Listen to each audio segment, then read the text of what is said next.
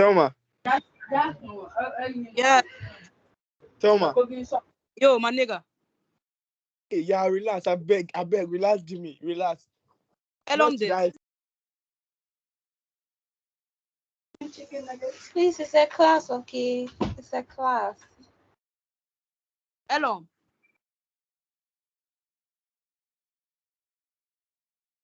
Yo.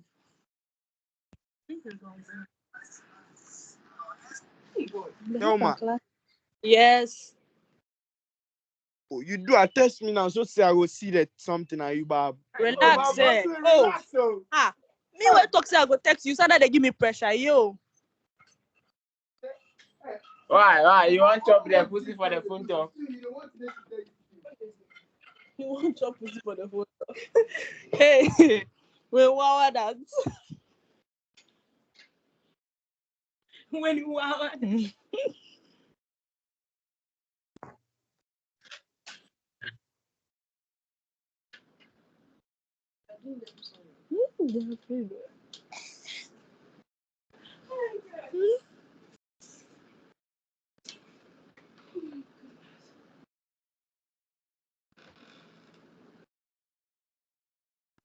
Why is the guy not picking my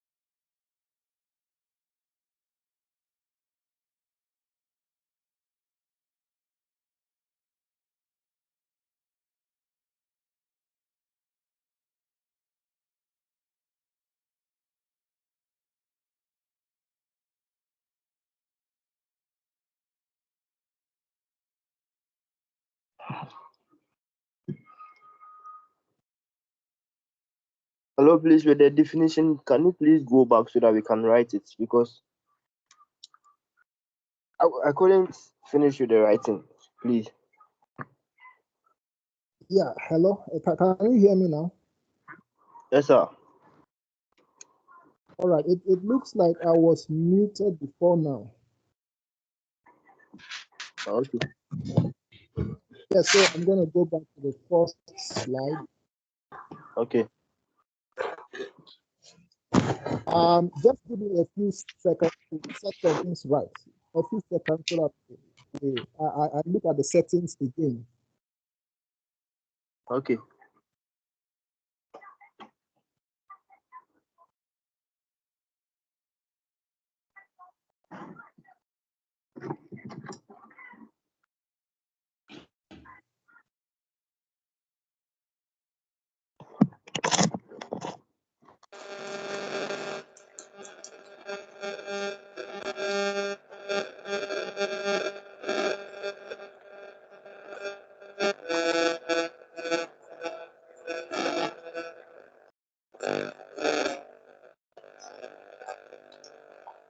Hello.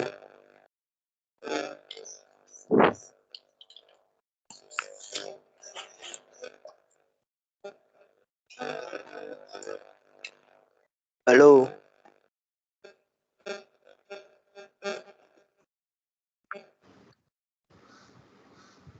Hello. Hi. Yeah. Hi. Hello. Hello. Hi. Hi. Please, it's lectures go. Hey, it's a lesson going on. Yeah, it's going on. Really? Farouk, Yeah. Then I can't hear anything. where's the I don't know lecturer? if he's online. He's not online. He's not online. Okay, so we resume from where we stopped. I think previously my microphone was muted. Now let's begin from the beginning.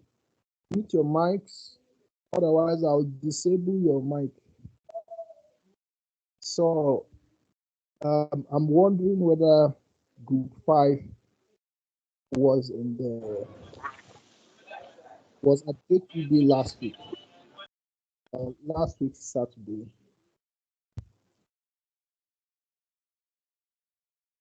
So I was at room 19 JQB on Saturday by I think 12 p.m. to introduce the course. I think group 4 and 5 were supposed to be there. So on that day, I was saying that please, anyone who is still unmuted should mute. I can hear some background noise.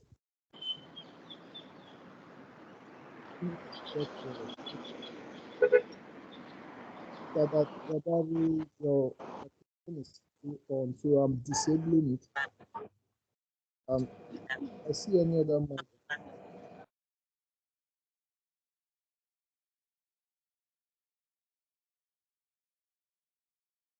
Okay. So on Saturday, that the first part is where we familiarize ourselves with certain terms, certain words, certain concepts in language to help us train ourselves as logicians or critical thinkers. And then the second part is the critical thinking, the logic, where we study the types of arguments and we study good and bad reasoning. Okay, so for the first part, where we familiarize ourselves with some linguistic terms, some language terms, the first place to start is speech act. So what is a speech act? Now, a speech act is an utterance that performs a certain function in language and communication. utterance that performs in certain function in language and communication. We perform speech acts when we ask a question, make a request, assert a proposition, make judgments, express emotions, and so on. A speech act may be one word, a complete sentence,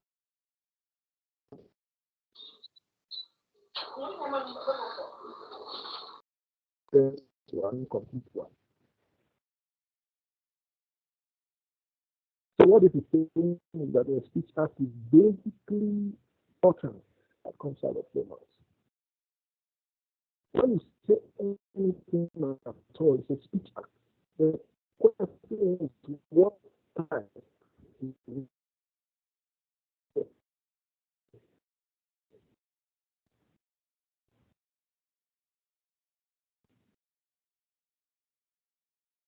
What type of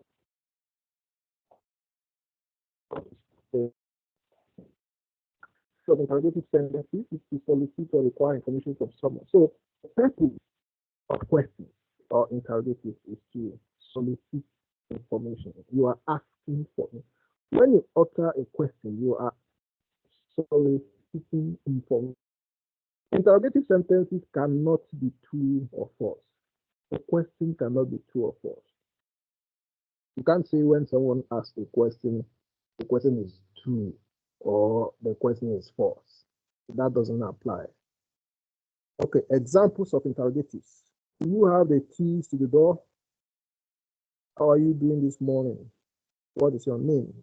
Now, these utterances are made to solicit information. When you ask someone, you have the keys to the door, you are seeking information about whether the person has the keys to the door. The person is supposed to respond about whether he or she has the keys. So the person is providing information about whether he or she has the keys to the door or not. How are you doing this morning? That is to solicit information about the person's state of mind or general well-being. The person is supposed to respond by providing some kind of information of the other about his or her condition. The person can say, I'm fine. That's a piece of information. Or I'm not fine. Or I'm terrible. And when you say, what is your name? What is your name? That is meant to solicit information about the person's name. It is asking the person to respond. Oh, my name is. It is asking the person to provide information. Okay. Then we have what we call imperative sentences. Imperatives are sentences spoken to require someone to do something or undertake certain actions. Sentences spoken to require someone to do something or undertake certain actions. We have different kinds of imperatives. We have the hard and the soft imperatives. The hard ones include the commands, the instructions, the directives, and then the soft imperatives include the requests and the pleas. A command is used to offer authoritative or dictatorial order for something to be done. An instruction is a direction or order used to guide someone to do something. A directive is an authoritative order used to establish a policy, assign responsibilities, define a set of objectives, and delegate authority to someone to do something.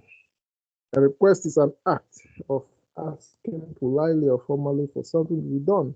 A plea is supplication for a certain action or decision to be taken. So you can see that these kinds of imperatives are ranging from the hardest one to the softest one.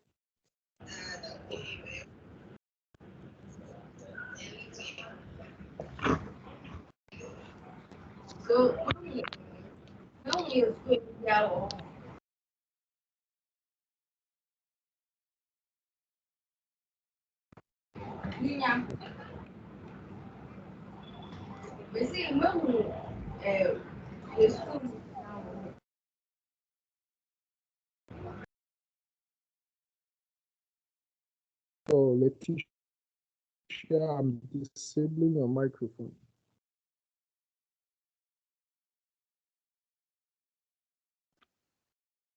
Right. So different kinds of imperative sentences. Imperatives.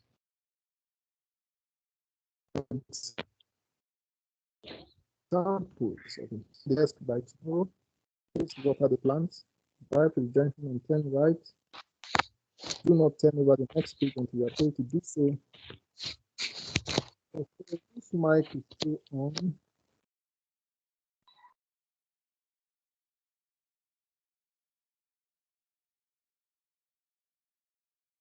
Okay, so these are different kinds of imperatives.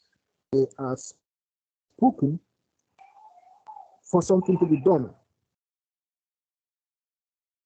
Then we have the declaratives or the declarative sentences. These are sentences that convey information. They can therefore be true or false. Declarative sentences are spoken to make a statement. They end in a period. So a declarative is a sentence spoken to convey, provide information. So whilst interrogative is spoken to solicit information, and imperatives is spoken to get someone to do something or for something to be done, a declarative is spoken to provide information. And we have different kinds of information. But before that, in logic, declarative sentences are called propositions. So propositions are sentences spoken to convey information. They include the following factual statements, value judgments, definitions, and arguments. So we have four kinds of declarative sentences or propositions. Hi, please, can you repeat the definition of propositions again? Yeah, so declaratives or declarative sentences are spoken to provide information. Just remember information. For interrogatives, they are spoken to solicit information. For imperatives, they are spoken to get something done. And for declarative, they are spoken to provide information. All right. And we have four kinds of declaratives because there are four kinds of information to be provided. We have factual statements, they provide information about facts. Value judgments they make value claims or information about value. Definitions, they provide information about meaning, and then arguments provide information about a certain position. Okay. So we'll begin with factual statements. A factual statement or a statement of fact is an expression that conveys information about the state of affairs in the external world. It is true if it conveys accurate information about facts, and false if the factual information is incorrect.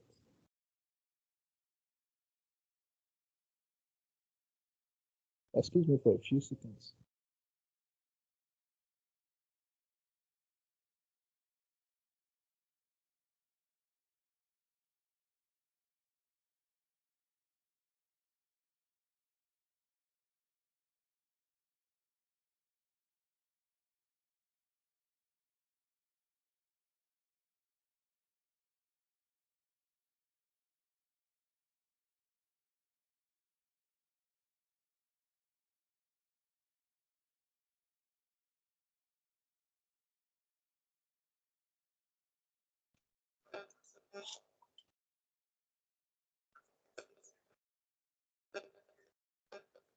Hello. Okay, so we resume. So examples of factual statements. Grass is green, snow is white. That man is the current provost of the College of Arts and Culture. These are factual statements, statements about facts. We can say the factual claims, claims about facts. Grass is green. That can be verified. Now you verify, you You verify factual statements by simply checking the facts. So you can check the facts to see if grass is green or smooth white. You can check the facts to see if that must be of the College of Arts and Culture. So factual statements can be proven true or false through verification. Now let's look at definitions. Definitions are sentences spoken to convey information about the meaning of a word or words. Sentences spoken to convey information about the meaning of a word or words. So definitions are solely concerned with providing information about meaning. So meaning is the function of definitions. Examples of definitions include the following. A lion. Now, so a definition of a lion would be information about what a lion means. A lion is a large carnivorous feline mammal of Africa and northwest India, having a short, tawny coat, a tufted tail, and in the male, a heavy mane around the neck and shoulders. A bed is a piece of furniture upon which or within which a person sleeps, rests, or stays when not well. So these are pieces of information about the meaning of certain words. That's the task of a definition. Let's look at value judgments. A value judgment or statement is a claim about something's moral, practical, or aesthetic value or suitability. So, value or suitability. So, claims about values. Whether the value is moral, practical, or aesthetic. That's the function of a value statement or judgment. Value judgments do not describe the world like factual statements do.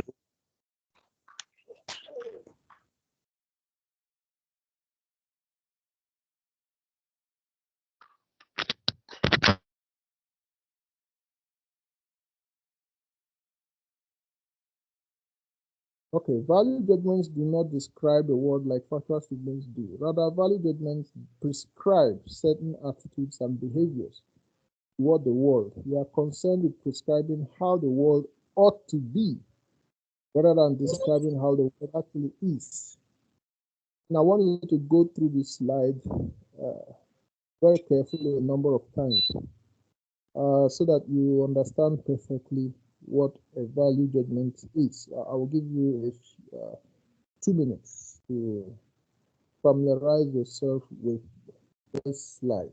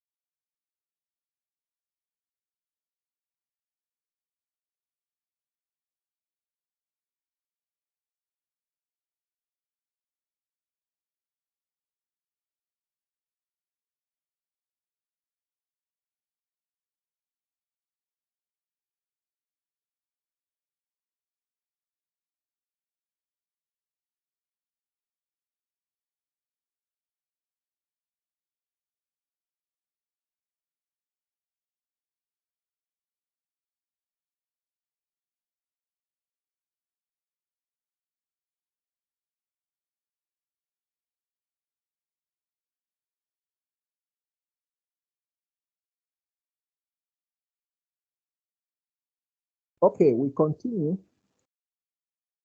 Now let's look at some examples of value statements. So like we said, value statements, are essentially value claims or claims about values. That is right, that is wrong. These are value claims. Michael is a good man, Jezebel has no conscience. So these are claims about value. Right and wrong are different scales in a value chain. And then being good is also a certain point in the value chain. Having no conscience is also a bit of a lower point somewhere in the value chain. Two types of value judgments. Of the moral and non-moral value judgments. Moral value judgments are claims about something's moral suitability or otherwise. Moral suitability, something's moral suitability or otherwise. Examples of moral value judgments include abortion is evil, do not commit adultery, do not insult your spouse. These are examples of moral value claims or value judgments. You can also see why they are called judgments. Some of them are claims, some of them are judgments. What about the non-moral? The non-moral value judgments. So the non-moral value judgments are claims about something's practical or aesthetic suitability or value. So in the non-moral realm of values, we're talking about practical values, aesthetic values. They are all non-moral values.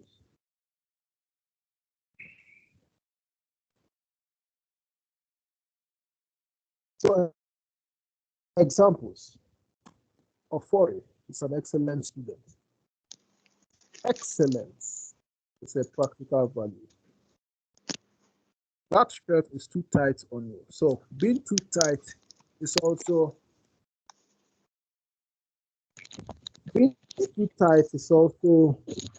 a low point in a value in a practical value chain, because if something is too tight, then it doesn't allow you freedom of movement, and then that can affect things like efficiency, productivity, and things like that. And then it could also damage the shed. That car is beautiful. That's an aesthetic value. Now, aesthetic values are values about beauty or ugliness.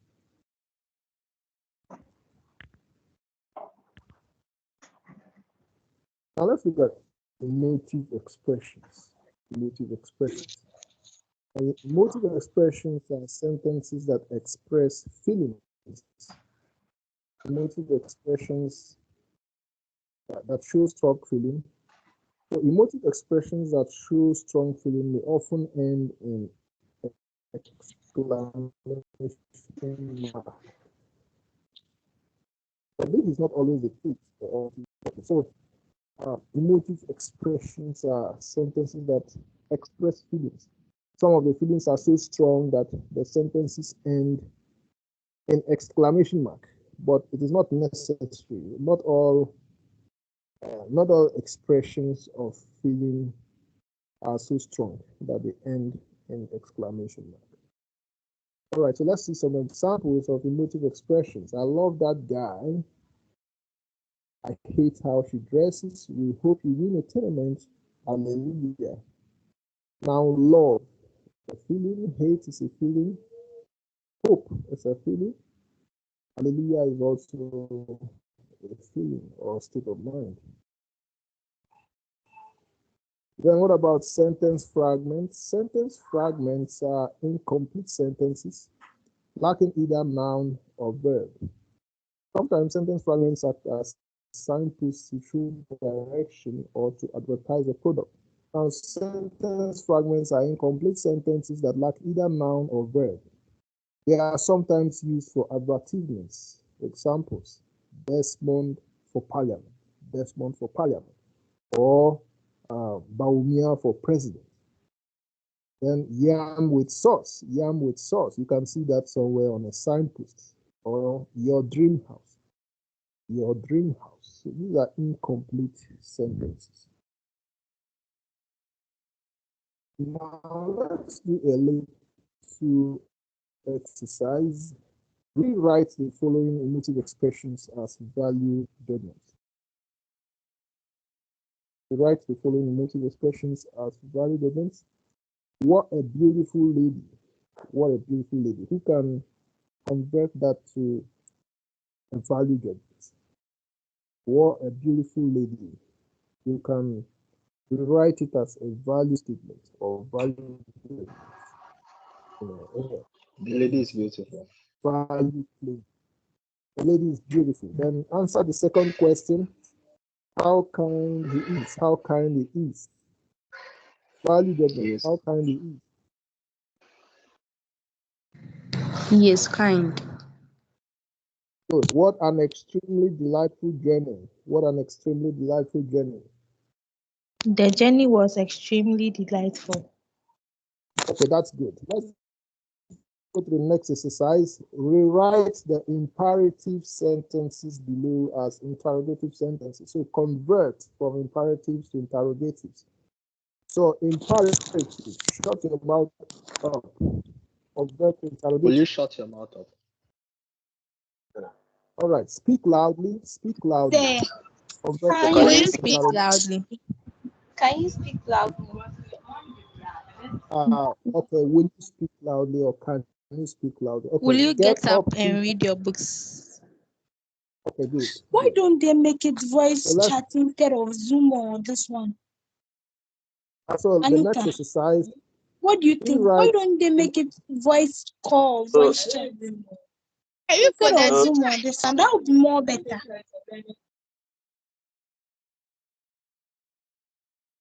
All right. So rewrite the following interrogative sentences as statements of fact. So from interrogative to factual statements. Interrogative, is Amma playing football? Amma Convert to Amma factual. playing football. Amma is playing football. Has he finished his homework? Convert to factual statement. He has finished his homework. Is the match coming off today? Factual statement. The match It's coming off today. So that's the end of our session today. Next week we begin definitions. Now I would have done definitions with the 2 p.m. class, but some of them were rushing to a 4 p.m. class. So because I didn't do definitions for the 2 p.m. class, we would have to leave the definitions so that we all do it next week. So does anyone have questions so that we attend to the questions before we I stop the recording and then I send the recording to your email. Any questions? Basically. Questions, please. Adams, do you have a question? Adams and Gary. Sir, please, if you change the imperative sentence, shut your mouth up. If you change it to will you shut your mouth up, isn't it still a imperative statement? Yeah, that reminds me of a very important distinction. So there are some imperatives that are in the form of interrogatives. Let me see. So sometimes you can utter an imperative in the form of an interrogative. So I need to mute everyone. So you can choose to utter an imperative as an interrogative. for instance, get me that pen. You can say, will you get me that pen, please? Will you get me that pen, please? Or, take your breakfast early. You can say, will you take your breakfast early? So imperatives can appear in the form of interrogative. So in that case, you see that structurally speaking, it is interrogative, structurally speaking. But in terms of functionality, functionally speaking, it's an imperative. You might see a sentence that is structurally an interrogative and functionally an imperative. When you see that kind of sentence, then you'll be left to choose what the sentence actually is. Now, when you are left to choose between function and structure, you have to choose function over structure because function is more important than structure. So if you are asked, if you see an imperative in the form of an interrogative and you are asked what it really is, although no example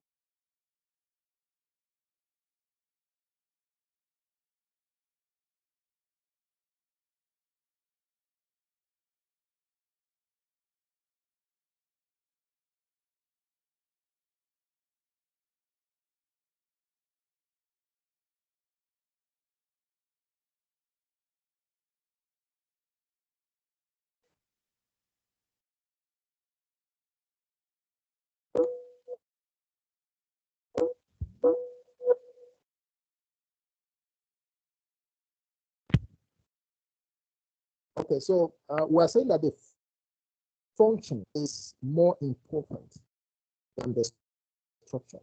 Function is prior to structure. The structure is only a means to the function. All right, so that's how to resolve that kind of issue. Who else is raising his hand?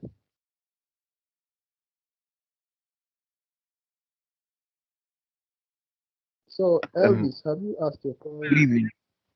Yeah, thank you, sir, for giving me the opportunity. So please, when you're talking about definitions, you were like, you gave an example of a lion, and then you were like, a lion is a large carnivorous animal, and all that. I felt like that was actually a description about a lion, and so I'm asking, can descriptive sentences also be considered as definitions? If with regard with the example you give under the definition. A definition is by function a description. There's no definition that cannot be a description. Just that a definition is a description of what it entails for something to be what it is. So definitions are all descriptions. Just that definitions are descriptions of what it takes for something to be what it is. So there's no conflict between definition and description.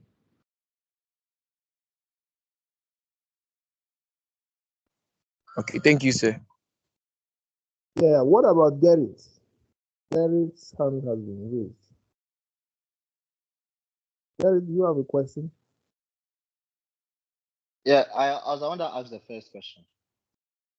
Okay, good. Then Kabiru, what is your question?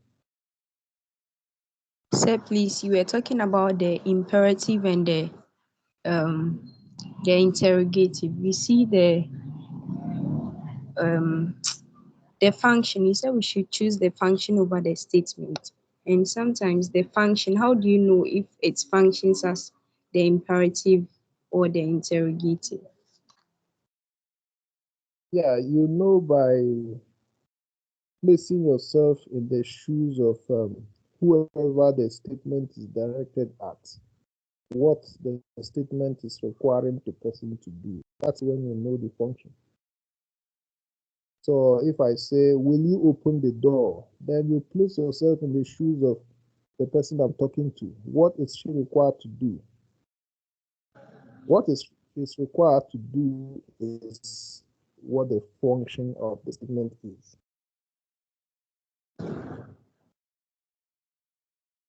Thank you very much. What about wisdom? What is your question, wisdom? So it's not a question. I missed the in-person meeting, so I'm hoping maybe you can find it at a place or a site. Okay. The in-person meeting was on Saturday. We did not treat any particular topic at the in-person meeting.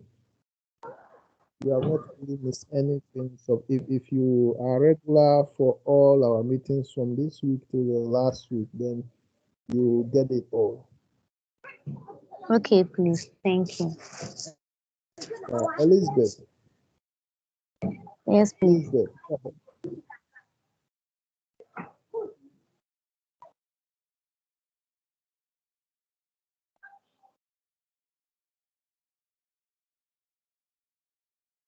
Elizabeth, I thought you wanted to ask something.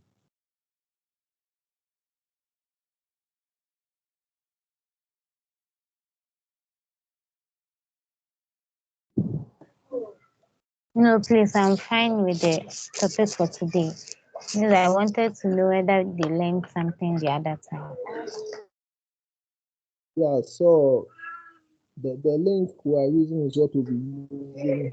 And I'm going to send you the recording of us just immediately after the class. All right, so wisdom, do you have another question?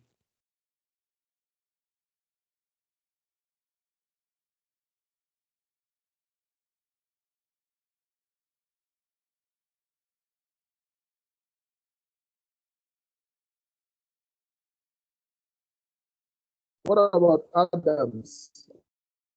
Adams, do you have a question?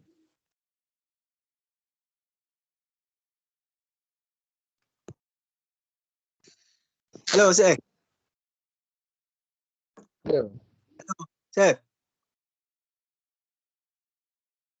Yes, I'm listening. Okay, sir. Please, in your definition, when you explain, you said factual statements can be verified. Yeah. So, yeah. So I was your last example, your last questions that you give is, am I playing football? That we should integrative to statement of fact. So can I also answer, is am I playing football? Can I also answer, Ama is not playing football? Is it right? The Ama is playing or Ama is not playing. It's Okay. It's not the purpose of the exercise, just to convert it to a factor, which is normally so if the question is Ama not playing football? Is Ama not playing football? Then you can convert it to saying Ama is not playing football. Okay. What about Eurama? What's your question? Hello. Yeah, go ahead. Please, I wanted to know if you have a WhatsApp group or. Hello, sir. Yeah, your voice, the network is affecting your voice. I said I wanted to check if you have a WhatsApp group. And for this one.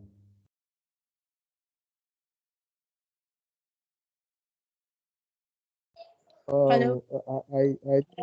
Yeah, go ahead. Repeat your question, please.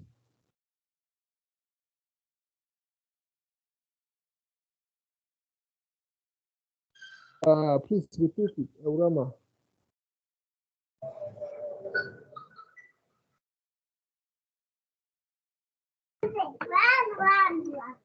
Please, she said she wanted to find out if there's a WhatsApp group. Yeah, there's a WhatsApp group. There's a WhatsApp group organized by the TA, Dennis Ajib. Okay, the TA for this class is Michael, a certain Michael. So what will happen now is so we need a course rep here at the moment. Who will be our course rep so that he or she will generate a WhatsApp group. Generate a WhatsApp group quickly for people to sign in. Sir, I would Can you like to generate be a the WhatsApp? coach, if you don't mind. Okay, The class. can you generate it now? I want you to send the invite, send the invitation to the chat room. Doc, Can you get the chat room? Doc, please, this is Michael, your TA. Okay, Michael.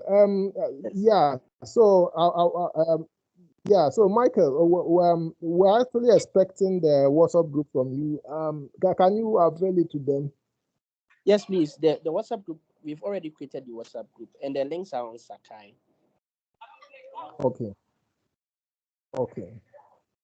Okay. So students, please go to Sakai and join your group. I'm going to send the recording to Mike, and then Michael is going to send it to your group. So you need to have joined the WhatsApp group on your Sakai so that you can get the recording. Okay, sir. Okay, sir. Thank you. Comfort Konadu, please ask your question. Yes, yes, sir. Sir, it's not a question that I wanted to ask. I just wanted to know where we could locate the WhatsApp group, but then it seems you've answered it already. Okay, that's good. What about Lona? Lona, you want to ask a question? Yes, sir. Please, my question is, if you have an imperative in the form of a question, for example, could you be my friend? Normally, it's like a rhetorical question. So can you say that a rhetorical question is an imperative? Yeah, I think I was explaining that some while ago that imperatives could be uttered in the form of questions. But I was saying that when you see something that is in more than one speech act, then you have to prioritize its function over its structure. So the structure defines that thing more than its structure. Thank you, sir. All right, so Elvis' hands and Wisdom's hands Yeah. are raised. So yeah, with what she just asked, she was like, her question was, could you be my friend? So please, I want to ask if that is actually a rhetorical question, because I feel like that question demands an answer. I mean, it demands an answer, and then a rhetorical question is a question which necessarily do not demand any answer from the person who is being asked that question. So I want to know if that's a rhetorical question. Well, you are the one to decide if it is a rhetorical question, because you can decide if it needs an answer. Could you be my friend? So if you tell someone, could you be my friend? Are you saying you don't require the person to answer you? That will be somehow your choice, that you don't want an answer. But some other people might feel that it requires an answer.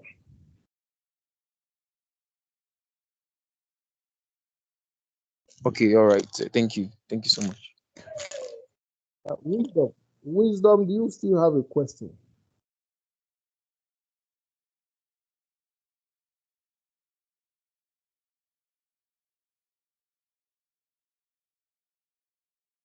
So I'm going to, in the absence of any other question, I'm going to stop the recording so that I can retrieve it and then send it to your tutor, and then he will forward it to you. Now the recording has